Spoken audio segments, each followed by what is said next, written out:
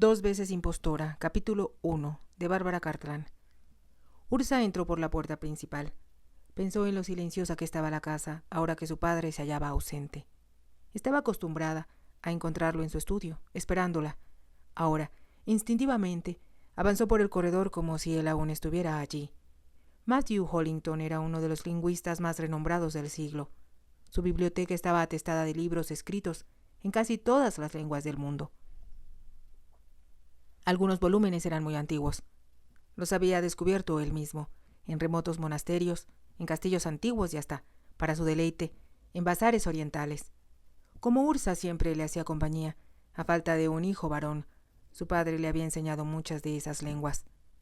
Ella había llegado a ser casi tan capacitada como él, para reconocer si un libro o documento era genuino o falso. Al entrar en el estudio pensó, de nuevo, cuán solitario se veía cuando él estaba lejos. Necesitó viajar a Ámsterdam para hacer una visita breve.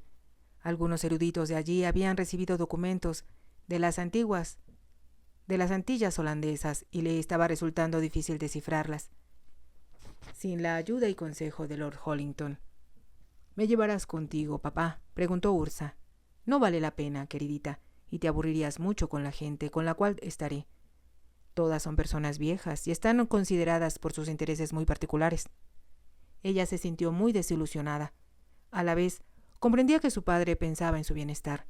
Algunas veces realizaron viajes muy emocionantes. Sin embargo, otros resultaron increíblemente aburridos. Ella le había dicho, antes que se marchara: «Apresúrate a regresar, papá, porque te echaré de menos. A la vez, tengo mucho que hacer en el jardín y ejercitaré tus caballos, así como los míos». Su padre se rió festivo. «Estoy del todo seguro de que lo harás. Cuídate, queridita, y te prometo regresar tan pronto como pueda». Como mencionara que estaría ausente solo por una semana, Ursa no pensó en pedir a nadie que fuera a su casa para acompañarla durante ese tiempo. Sabía que muchas de sus amistades lo habrían hecho gustosas, pero charlaban tanto que ella no tendría tiempo para hacer las cosas que deseaba. Hollington Hall era una hermosa casa estilo Reina Ana, y la madre de Ursa la había convertido en una verdadera muestra de ese periodo. Era el deleite de muchos conocedores. Siempre solía insistir en que su hija, más que la servidumbre, limpiara la valiosa porcelana y remendara la tapicería de las sillas. «Si quieres que algo se haga bien», había dicho a Ursa, «debes hacerlo tú misma». Ursa comprendió, a la muerte de su madre, que era una verdad absoluta. Entró en el estudio. Arriba necesitaba hacer algunos remiendos en la habitación de su madre. Las cortinas eran las originales de cuando se construyera la casa. Por lo tanto, eran tan valiosas que resultaría una equivocación permitir que alguien con menos experiencia las tocara. Miró a su alrededor en el estudio y después arregló el escritorio de su padre. En un gesto amoroso tocó el tintero de oro. Había sido un regalo del rey de Italia en prueba de gratitud por el trabajo que él hiciera en el palacio. «El lugar era un caos cuando yo llegué», le comentó su padre. «No obstante, logré documentar todo adecuadamente, y solo me queda esperar que no vuelvan a revolverlo». Ursa no estuvo con él cuando llegó al palacio, pero se le reunió más tarde. Después disfrutaron de una época deliciosa en el sur de Italia, antes de volver a Inglaterra. Deseaba poder estar ahora con su padre. Aun cuando la gente fuera aburrida, sería estimulante encontrarse en Ámsterdam. Esperaba que pronto recibiera él otra interesante invitación a la que pudiera acompañarlo. Al abrir la puerta del estudio, con sorpresa escuchó voces en el vestíbulo. Se preguntó quién podría haber llegado de visita. Si era alguna de sus amistades, se quedaría para el té. Eso, pensó, le impediría continuar con la labor que le esperaba arriba. Avanzó por el corredor y se encontró con Dawson, el sirviente, que permanecía en la casa desde antes que ella naciera. «¿Quién es Dawson?», preguntó, antes que él llegara a su lado. «Milady, señorita Ursa».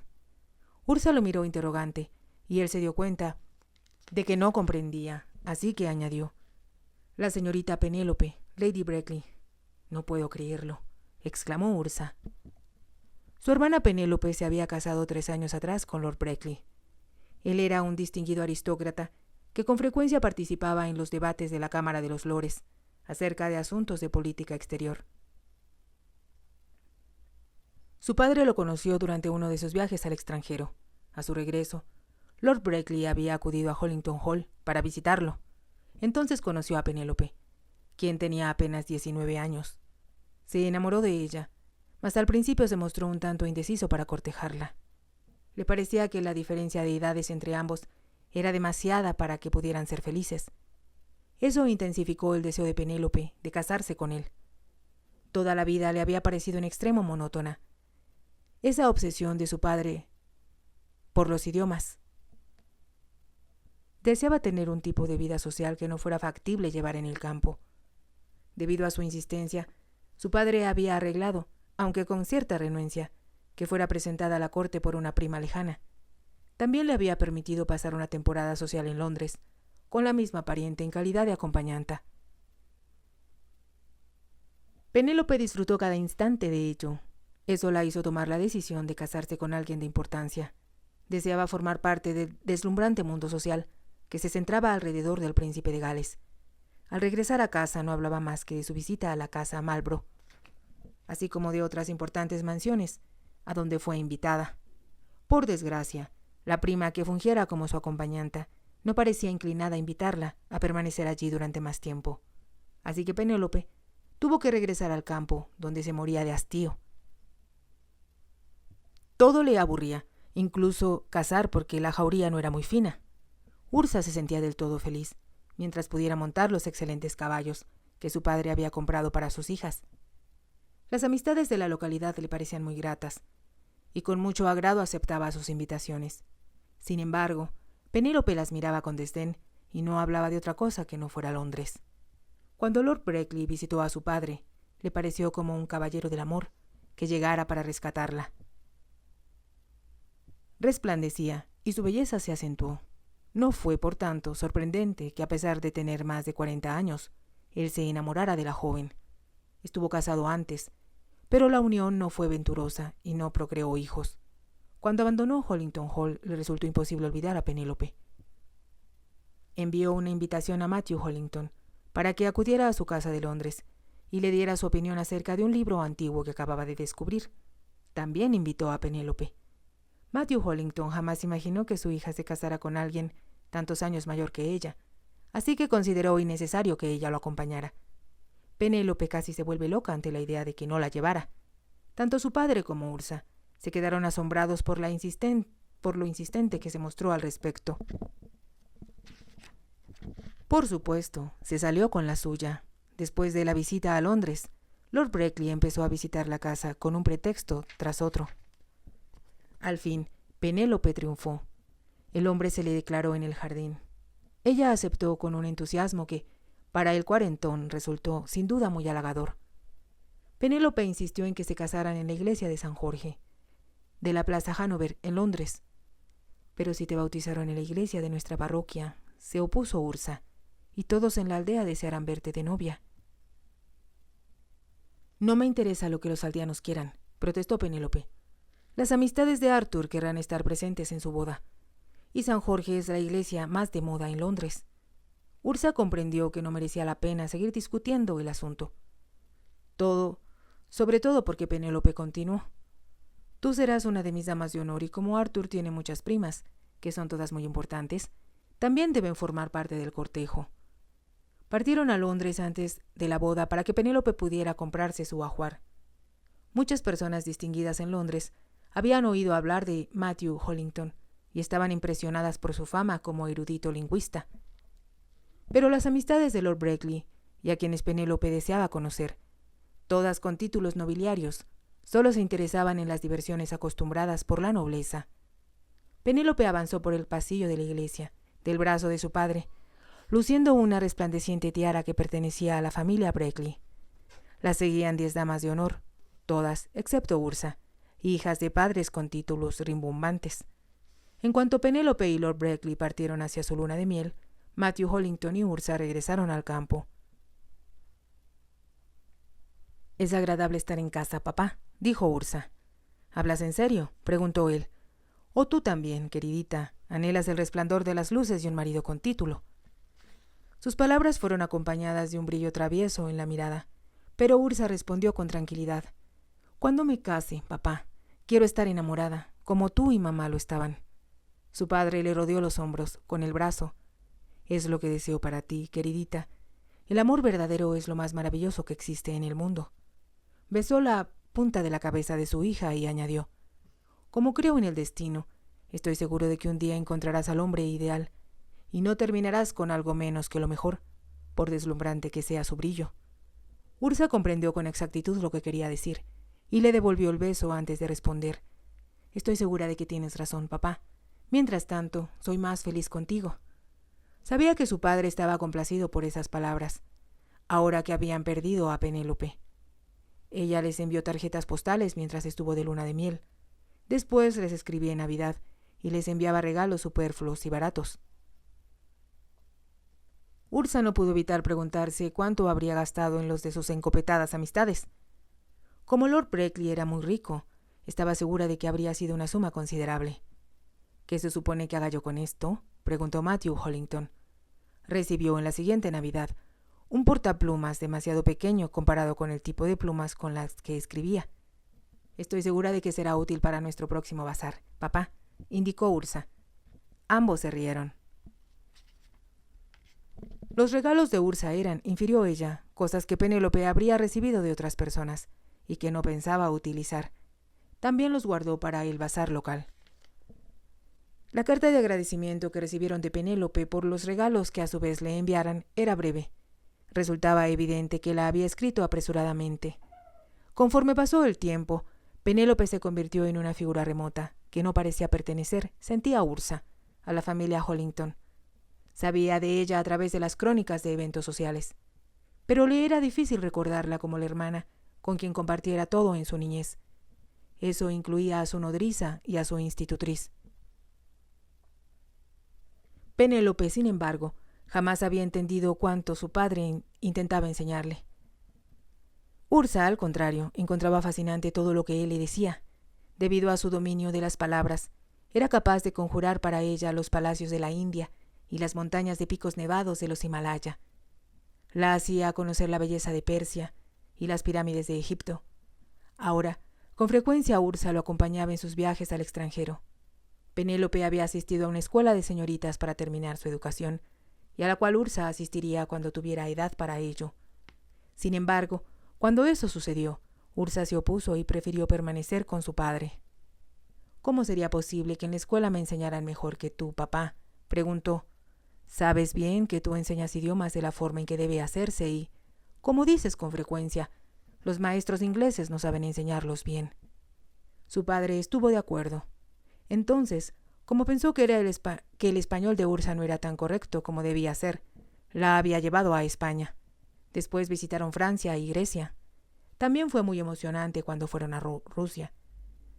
Cada vez que regresaron al hogar, a Ursa le parecía que había aprendido mucho, no solo de los idiomas, sino de la gente y los países, que eran tan diferentes al suyo.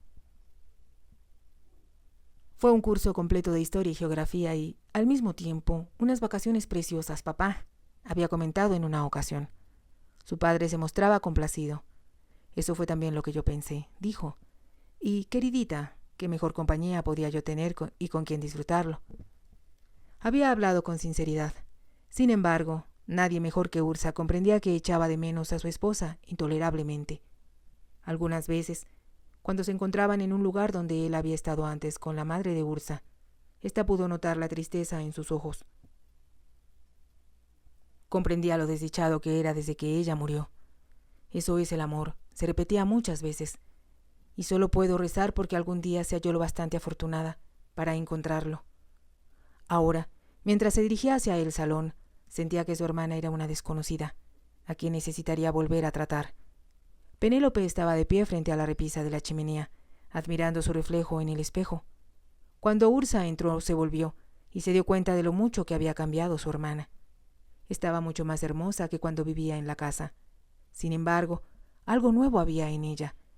Ursa pensó que eso la hacía muy diferente de la hermana que conociera y amara durante tantos años. «Oh, aquí estás, Ursa», exclamó Penélope. «Ya empezaba a pensar que me había equivocado de casa». «Ha pasado mucho tiempo desde que estuviste aquí», señaló Ursa. Penélope hizo un ademán de impaciencia, pero a la vez lleno de gracia. Por favor, no empieces con reproches, objetó. No había regresado antes a casa porque estaba muy ocupada, con innumerables compromisos que no podía dejar de cumplir. «Estás preciosa», exclamó Ursa con sinceridad. «Me alegra que eso pienses», respondió Penélope. «Puedes estar segura de que pongo todo mi esfuerzo en cuidar de mi persona».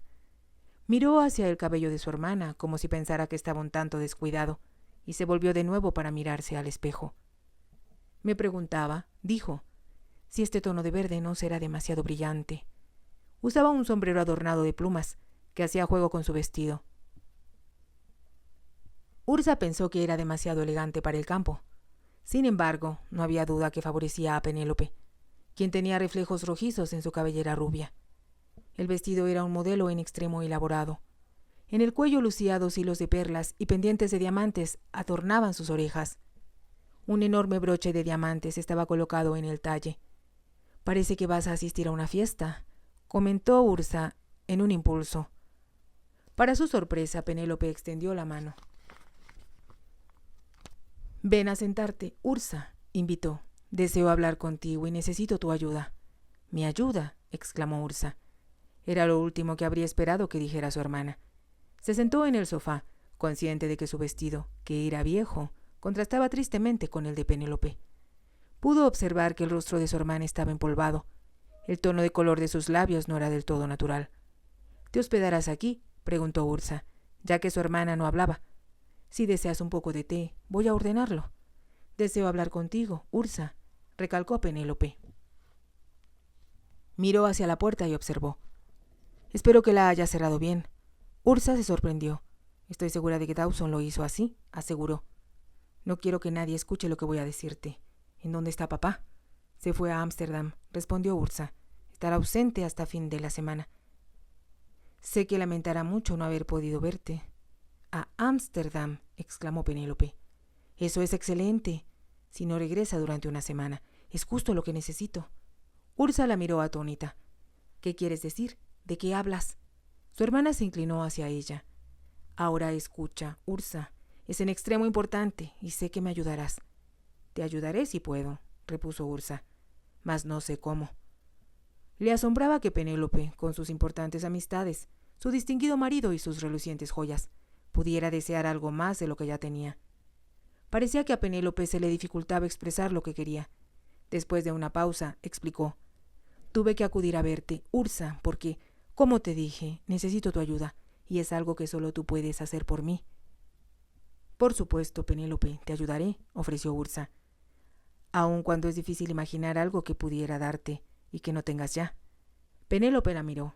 «De pronto», dijo con voz ambigua, «no nos parecemos mucho, pero nuestras voces son muy similares». «Lo son, nunca había pensado en ello», indicó Ursa. «Por supuesto que lo son», repitió Penélope, en tono cortante. «Recuerda que cuando solíamos llamar a mamá, con frecuencia preguntaba, ¿eres Penélope o Ursa?». Ursa sonrió. «Sí, lo recuerdo». «Y papá solía confundirnos y no podía vernos», insistió Penélope, como si intentara obligar a su hermana a estar de acuerdo con ella. Ursa esperó. No podía comprender qué importancia podía tener eso. «Bien, lo que vine a decirte», expresó al fin Penélope, «es que Arthur viajará a ver al sultán de Tánger, que es un hombre de mucha importancia». «Qué interesante. Recuerdo que papá se reunió con él en una ocasión», señaló Ursa. «Arthur no me llevará con él», continuó su hermana como si no lo hubiera escuchado, «porque dice que permaneceré confinada con las mujeres en el harén del sultán y no se me permitiría participar en ninguna de las entrevistas, que serán largas y tediosas». «Es verdad», murmuró Ursa. «Insiste en que mientras tanto yo me hospede con su madre, la viuda Lady Breckley». La voz de Penélope se hizo más aguda. «¿En dónde vive tu suegra?», preguntó Ursa. «No lejos de aquí, por cierto», respondió Penélope. «Pero no tengo intención alguna de desperdiciar mi tiempo encerrada en el campo con una anciana».